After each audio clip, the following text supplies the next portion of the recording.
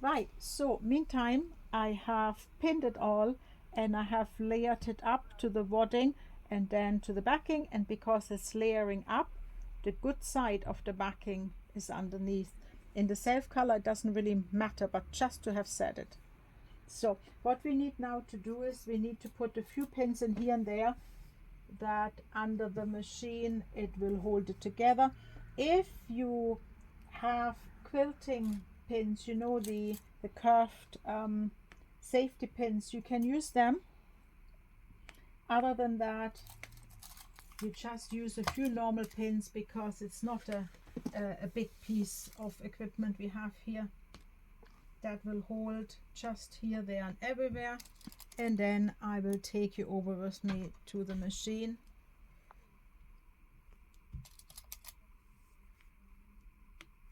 Here you go, and then maybe up here in the corner, just that it behaves. And again, see the way I pin, I hold it down, I pin in, I lift it, and then I come over and two across here, and then we are good to go. Here we are. So I take you with me to the machine. Here we are. For the machine, we want a 2.5 millimeter stitch, 2.5 millimeter stitch, tension 4.5, stitch length straight stitch, needle in the middle. And normally you would sew your cotton with a 70 or 80 fine needle, but here we need a 90 because we have obviously got these layers.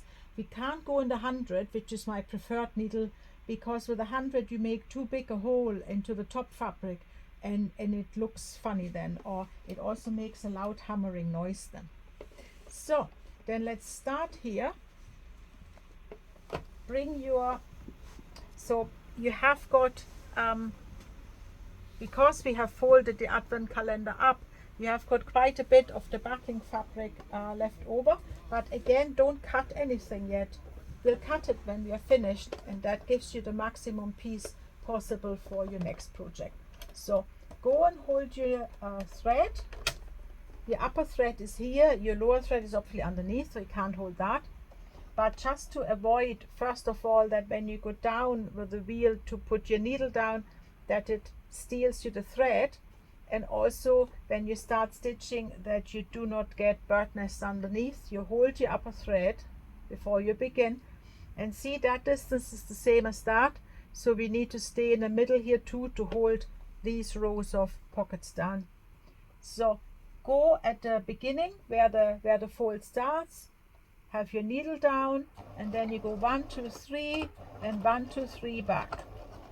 You always must backstitch here because first you don't want it to unravel, and second it's a so-called pressure point because whatever you put in will kind of bulge the pocket out a bit and you want it to hold. So I notice here that every foot has a few lines on it, and then you can see where you can line up towards that you can eyeball the middle. And I see here that this one line on my foot is just running inside the gold. So I will now not look at my needle anymore. I will look at that line to make sure I'm coming down straight. Here you go. If you find it arches a bit, then you can either use a stiletto or you use a seam ripper to make sure you're swishing anything that wants to arch on you under the foot, see, and can hold it down with that as well. So as I said, a seam ripper will do the job or a stiletto will do the job. So make sure your line is following the gold line all the way down to be nice and straight. See, my hands are not behind the machine, my hands are only in front of the machine. You're not meant to pull it through because then you override the stitch length. If the feed dogs can't follow you pulling, then your stitch will become too big, and then you will wonder why you didn't get the stitch length you wanted. So see here, the foot now wants to fold this pocket, so you need to outsmart your foot. You just lift it a bit and balance that out. Hold your stiletto or your seam ripper down to make sure it's going the way you want, and see that little arch that's forming here. Again, smooth that out and go down. So you can, with the stiletto or the seam ripper, you can happily go under the foot as long as you do not fight with the needle, because you will lose that fight. So again, smooth the next pocket under and off you pop. So now we need to see here we are meant to cut. I think we are cutting a bit further out later on, so that our bias binding comes into the cream and not into the red, because for me it would be just too near already to the pockets then. So I think it'd be prettier if it give it a bit of room. That means we just sew until the end of the red here and keep our stitching to the red surface, so to say. So let's do that. And then we arrive here, and if you're unsure, because the electronic machines, like the computerized ones, they will always make one stitch more than when you go off the pedal. If you don't want to risk that, you stop a bit earlier, you put your last stitch with the flywheel, and then you restart with the back here, come a bit down and finish off your stitch. Come down, get your work out, and then you stitch, you cut near, and you cut near on the back. Do good housekeeping, don't cut somewhere in the middle, because it's like sewing up your crochet ends. You have to go back to it then, and that's the last thing we need. So now when you're here in the middle, your needle is in the middle, so you just make sure your foot is exactly in the middle between these two runs. So I have that line here and that line here, so I can just middle that. And again, I need to find my thread. Here it is. Hold my upper thread, go down with the needle exactly where my pockets start. Maybe pull that first pin out, and then I go 1, 2, 3, and 1, 2, 3 back, and then I can run. So, and now you really eyeball the middle. You look at the foot that you're in the middle. You don't need to look at the needle. The needle only goes up and down the same way. The needle doesn't change, but the foot position will change depending on how you swerve. So you need to be really strict and really calm here, that you stay in the middle. You have no train to catch. You don't need to go fast. It's fine to go slow. So show you that again. See, there's a V-arch coming. Smooth it out and continue. So I give you a little break whilst I finish all the vertical stitching, and then I will see you again.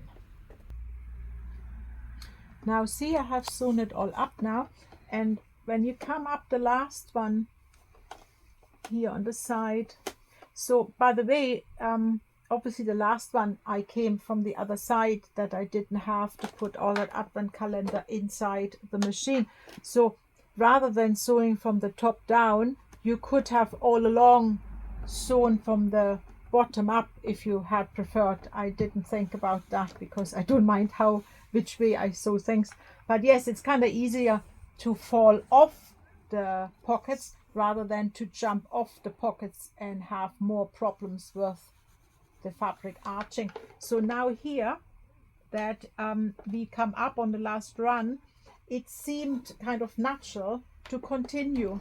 So let's sew all the way around. And I wanted to show you that here, see the pins we have put in to hold it all together. You can absolutely sew over the pins. That thing that you can't sew over pins, I don't know who invented that. You just need to be slow, and then you're fine, and then you don't need to destabilize the connection. So just when you come towards the pin, just go slow, and then you're absolutely fine. Even if the pin, even if the needle would hit the pin, if you use Schmetz needles, then nothing will break. And obviously the pins are also good quality. They are prim pins. they are fine pins with a glass head, so you can't hit anything that you shouldn't. So then here you just need to get round here, you need to come to the point where you're from the middle here to the middle here. So that's about here. You sew on to there, so on to there, one more, and then you go down, you lift your lever, you pivot, you make sure this is nice and flat. Now here indeed even I take the pin out because you would crash into the head, you don't want that. And then you just continue same as before, you eyeball your middle, that's nice and flat. So, and then you hold it, always hold it to the end of the machine. So you're not directing a horse. It doesn't work like that. It's sewing. So you're here to the end and both hands are flat and guiding it through. And if you get an arch, you leave this hand down and the right hand is helping against the arches, against fabric blubbers, so to say. So we continue that one out now. So then let me take you to the end,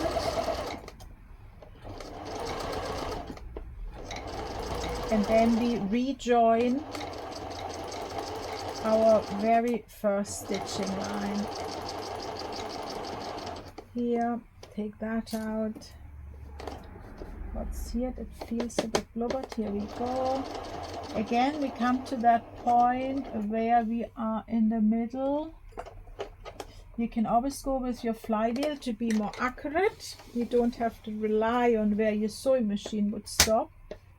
And then we go down for our last run. Now when you go down here, you look that you're nice and flat.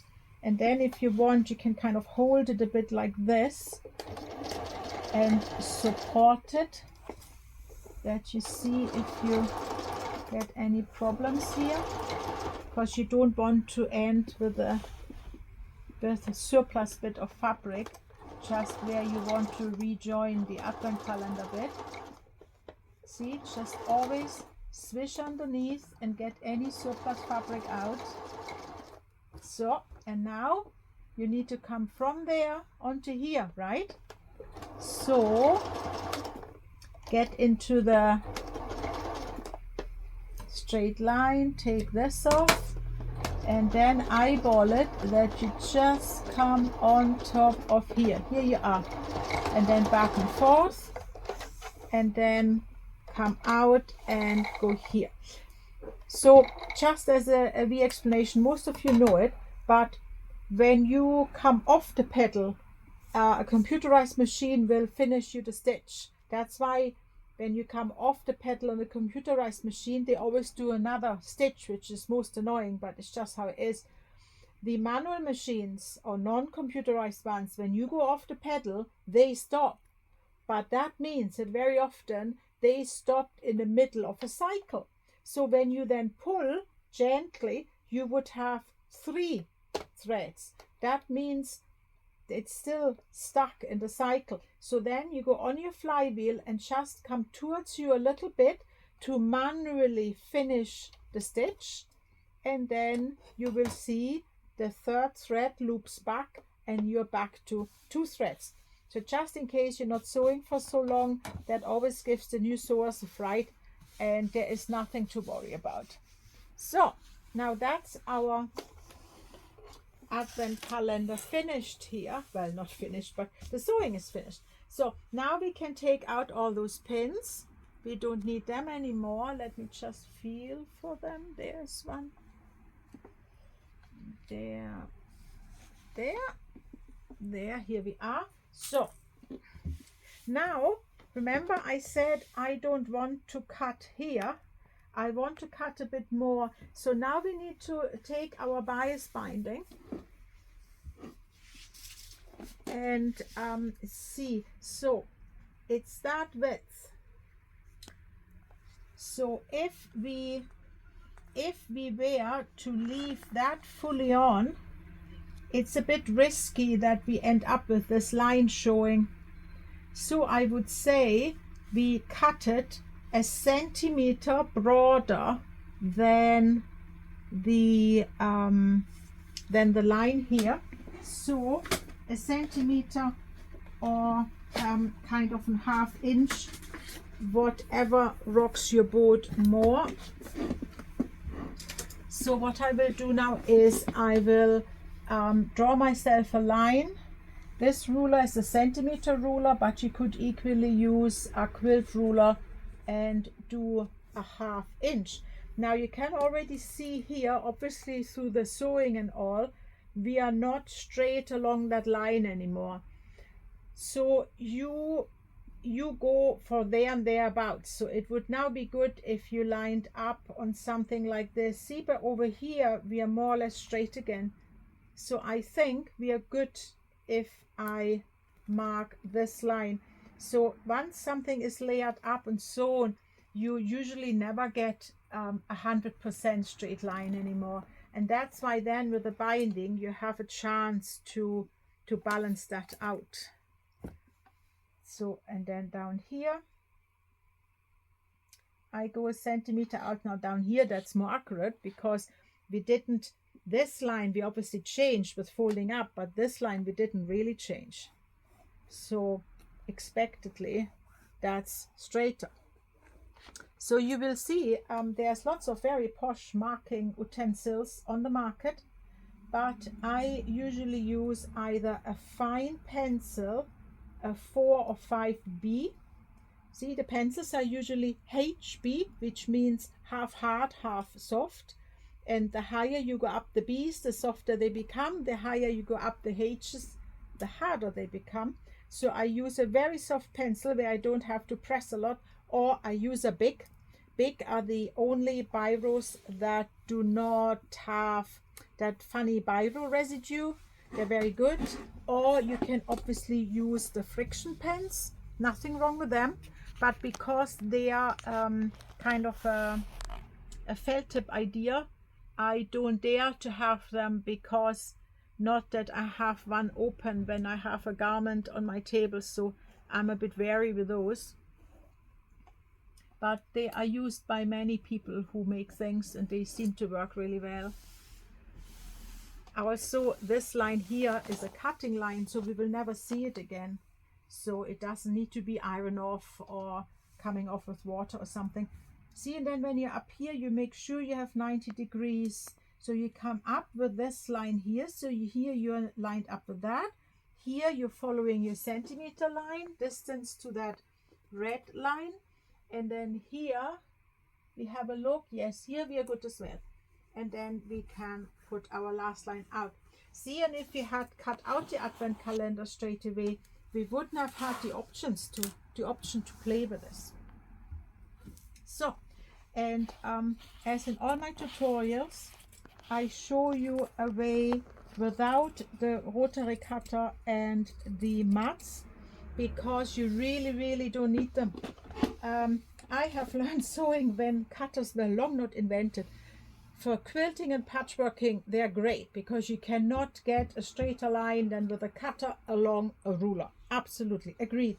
But for any other sewing, this good old scissors, and really good scissors at that, are absolutely sufficient. You do not need, just because you want to start sewing nice things that are not dresses, you don't need to buy the mats and the cutters and all that, but you need to have the rulers. The rulers are relevant. So the rulers to measure distances and parallel lines that you then mark instead of cutting them with a rotary cutter. The rulers are relevant. So let's just get that all done. We are cutting along our marked line and along here, last one. Why is that bumping up? We need to correct it a bit. I'm trying to stay on the table so it can be filmed properly, but that means I'm not as flexible as if I stood up.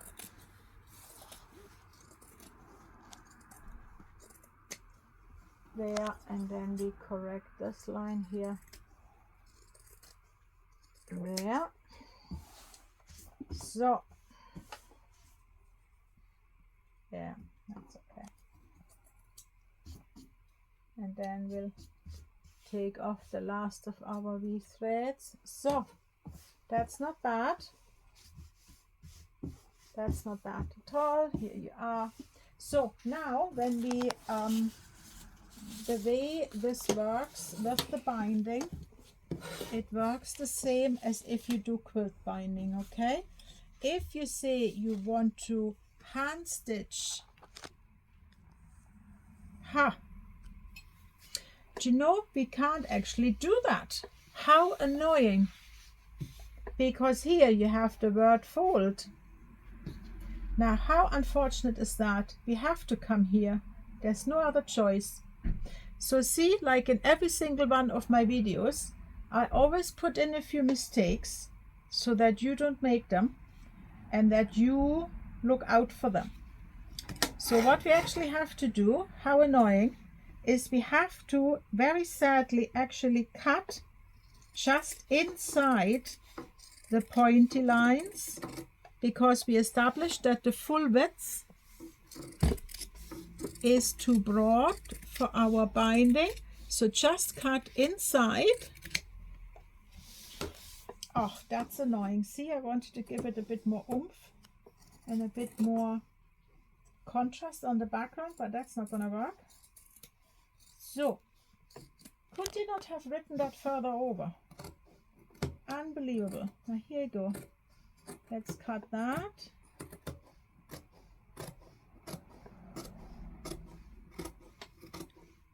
There. And then we come up here. So you can already see cutting with the scissors is just easier if you stand up there. So, but now up here, see, we have got that white going, and then here, if we would cut here, then we would lose the red frame. Here we need to be careful. So here we need to cut differently. We want the same distance away from the red as we have on all three lines. So see, maybe it was good to make that mistake. So we figure out that up here. So that one is 15 mil. So we do the same here. We go on 15 mil. So it's just a little bit to come off, a small little bit. So let's cut that off, but don't cut along here. Do you know what I mean? Because then you're too near to the red and you don't have that white bit that we now use to overcome that fold written lines there. And that would be a shame. So we just take a little bit off to have the same distance away from the red as we had everywhere else. So I guess if we do this about that, we are good. So stay parallel to our measured lines from earlier, because we still want to follow the 90 degrees accuracy all around. There, see? There, I have a little blubber in here. Nothing a steam iron can't fix. There, that's about it. So, and now we start on the bias binding to bind it. Here. So let's check that again. That's our half, and our half will be well on it now. So basically, see, if you measure here, that's the edge. So we are just on it. So that's fine. And up here, it's the same. We are just on it. So like in every quilt binding is the same. You either sew it onto the front, and then on the back you stitch it by hand. If you want a top stitch on the front, then you need to start on the back. And there's something else to it. So if we sew it in, we would obviously normally sew in the ditch. Ditch is the folding line here. But that folding line, it will only work if there's no height here in between. But as you can see, this has quite a bit of height. So to make sure we have enough to come up and over and not end short and seeing the line we sewed the binding on from the back, we don't actually stitch in the ditch. We stitch a little bit earlier, 2 millimeters earlier, so we have more fabric to come out to the good side and under. Also, you need to fold that over when you begin, because when we come back to it, we come over it and then it folds over together. You do not want to start on a corner or something, because in the corner you have enough trouble. You want to start somewhere. So usually it's somewhere here. The eye doesn't really look down there. So I always make sure that in the top regions it's nice, and then somewhere down there nobody really looks. So let's go back onto the sewing machine and I show you especially how to get the corners in. Right, let's go. So you need to make sure you're lining up to the edge. Otherwise, when the binding comes to the other side, you will be squint. And you start here at the beginning, and we hold our threads, we put our needle down, and we are sewing 2 millimeters earlier than the fold would have been. So let's go. Let's close our stitch as always. Also, you can now go up to stitch length 3, because with all those layers you usually need a bit of a bigger stitch length, and you can go a little bit higher on the tension because the thread needs more pulling power now on the multiple layers. So you want that flat. Look a bit underneath that you don't get a problem that this nips in here. It's never your friend there. So let's have your hands underneath and check that out.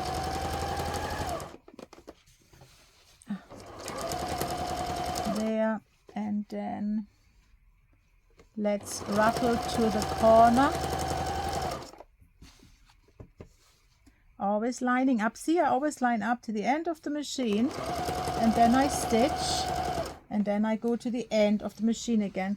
So what you do here now, look, you are that much in from the needle to the edge, 2 millimeters before the ditch. So, and you sew to that point where you are. You're coming here in your width, and you stop where to finish. It would be the same amount as what you're on now. You imagine a square and you stop there. Okay, I show you that. So you come to about here. You come to here. You go down.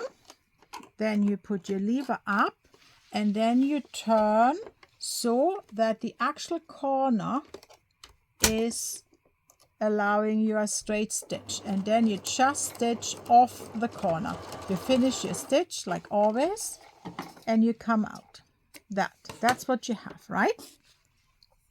Why did you stitch that diagonal? Because you now follow that diagonal to put your binding like this. So this now needs to be a 90 degrees corner, and this straight over until you are totally in the corner with this end, and then you lay it straight over that you are totally along here, not half a meter out, just there. you're allowed a strategic pin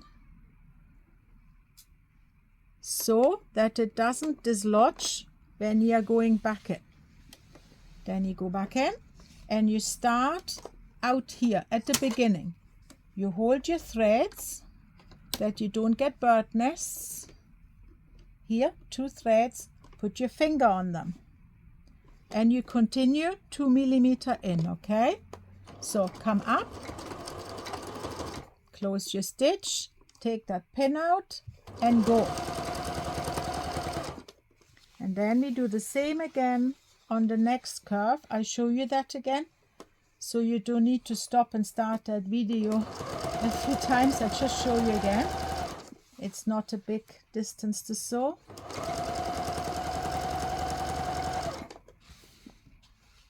Make always sure it's all nice and flat. You will also notice that bias binding is usually 20 or 25 millimeter wide, but we have given you the 30 millimeter one, just that you don't need to struggle so much to get it to the other side.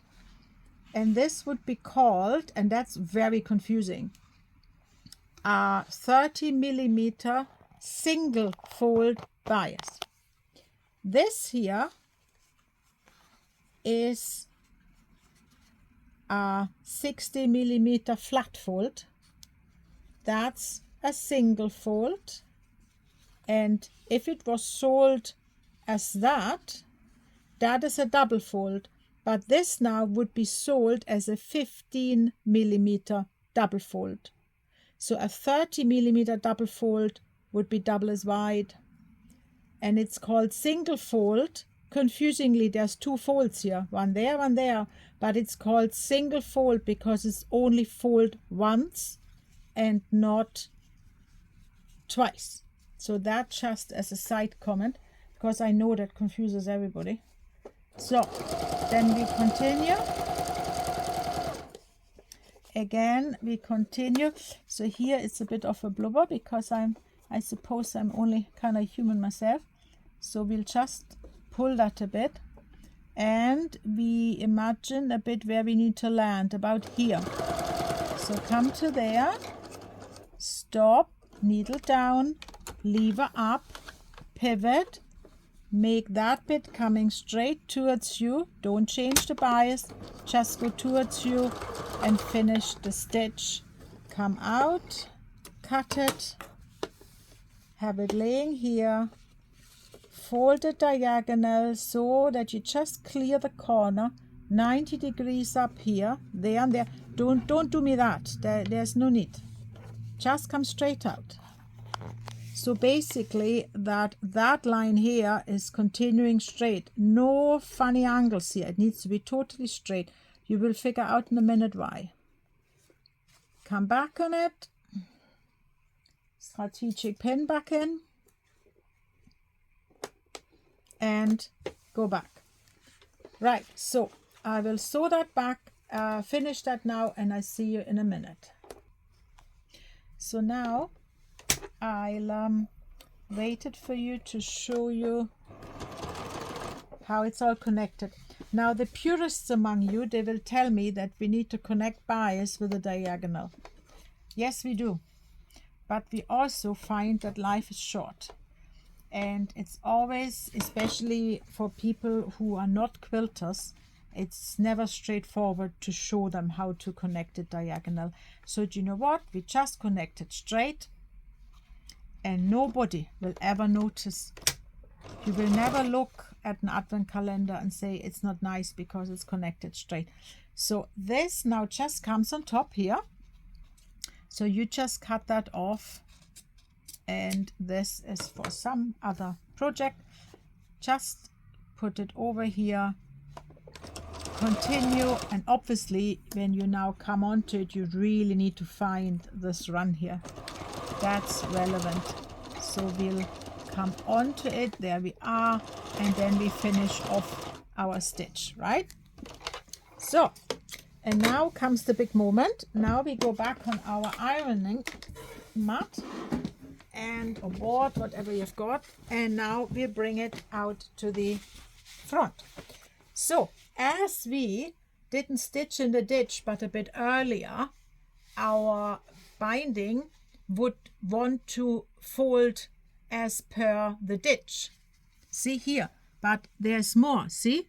So this bit more caused by us stitching earlier than the ditch, we need to kind of tell the binding about it, and therefore we need to pull it and push it over with the iron that it goes to being flat. Now here the corners on the back, as you can see here, they make a mitered corner. That happens automatic through the way we have sewn it. On the front, however, it is not automatic. That's another misperception. Everybody thinks it's doing that on the back and on the front. No, I have to disappoint you, it doesn't. So let me just get this sewn a bit presentable here, rather iron, not sewn. So let me go around here, pushing that bit out that we reclaimed, because if you sew 2 millimeters earlier and then you don't push that bit out, then you haven't won anything. There and here. So now we are folding our back miters here. That looks good here and here. And now we bring it out the front. So, and now out the front we need to fold ourselves the miters. Pins very near. So now see here, we have all that extra. So now we can totally decide where we want to fold it. So I think if we go too near to that white edge, it might wobble when we stitch it. So let's just go on to it. That's maybe quite nice. Let's just go on to it. So, and then, oh, we're actually lucky here today. Ooh, look at that. We are lucky. It's just folding in nice. So what you do is you just continue that fold to here, because that's still folded in from, because it's the other side of the bias binding, and it's really pleasant today. So again, you fold it over that it just comes on the red, a bit like we did the pockets at the beginning, and then you confirm it all with the iron. Ooh, that's really nice. You need to also understand that good bias binding is not cheap. So when you see bias binding online, don't you think they're all the same. This bias binding here is not cheap, but by God, how a pleasure it is that it, look how nice and stiff it is, because it has actually been starched when it was put onto the roll. And if you buy a good product and it's nice and stiff and it allows you to iron it down, then it's so much more a pleasure to sew than if you get super floppy bias binding. So if you see it somewhere online and it costs like very little, then be very wary. It could be super floppy, and obviously you don't see that on the picture. Now here you see there is a slight millimeter drop here because that pushed a bit more in when we sewed that, but because we have the flexibility, because we actually have 2 millimeter emptiness here behind, we don't need to pull like an ogre. We can just gently notch it a little bit more over. And I need to now lift the advent calendar because I have the mat underneath, and then we can pin it down. Now look at that. So, and then we come to the next corner, and we have again a few steps in here, but that's not a crime. So let's just make sure we cover it all, and then you continue. You have it flat here, and then you should just be able to get it up. What's that? The fluff there. Just get it up, get the loose threads away there, and again. So just fold it that it nicely meets here at the tip. And look at that, how nice that behaves. That's a real pleasure. There. And then we continue, just lifting it onto the red.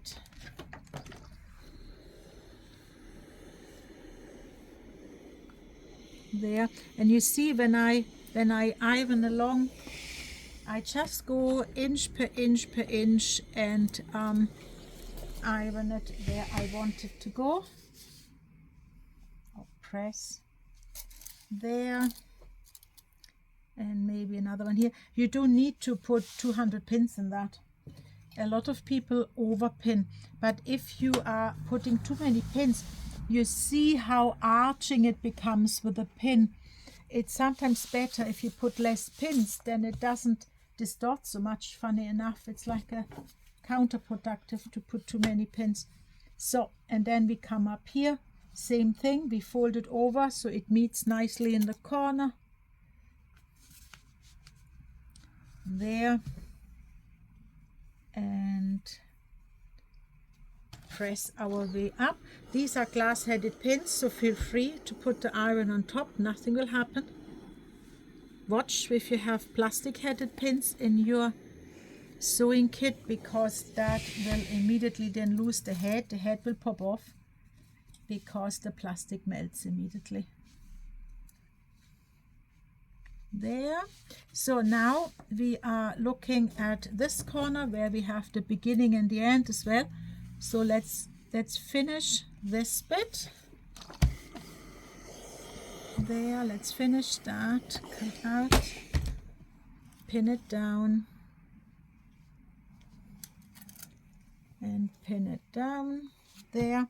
And now we need to tidy up with this here. So what do we want? This has become a bit untidy from there. So you can, if you want now, open that and fold it in together. There. And now we need to get it a bit nice that we don't have a step in this where the beginning and the end is. See here, that looks about right.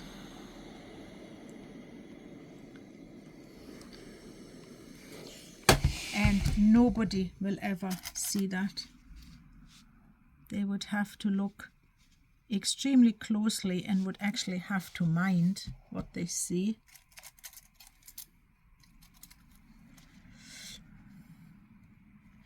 So let's make sure. There. So that's now all pinned. And look, it's actually quite pretty, isn't it? Just. So now I take you back into the machine with me, and we will top stitch it all around. And if you top stitch very near to the edge, which we need to do here because we don't want a lip, because the lip would then show the white eventually. We don't want that at all. That's called edge stitching. So let's just edge stitch this all around. I show you the beginning of it and how to go round a curve. Again, you just start anywhere. So here I like to start short before a curve, that my overstitching is not on a plain run. Again, hold your threads, go down with your needle to see where you start, and just do a very short overstitching to close your stitch, and then you go 1 millimeter further than this line is, pivot, come up, go down, and off you pop. So here you really pay attention that you are just a millimeter in. I'm not enjoying that without my sewing machine light, but we shall hope for the best. So I will sew this on, and then I meet you again after. Right, so now we're all sewn up and we're looking pretty. Now we need to put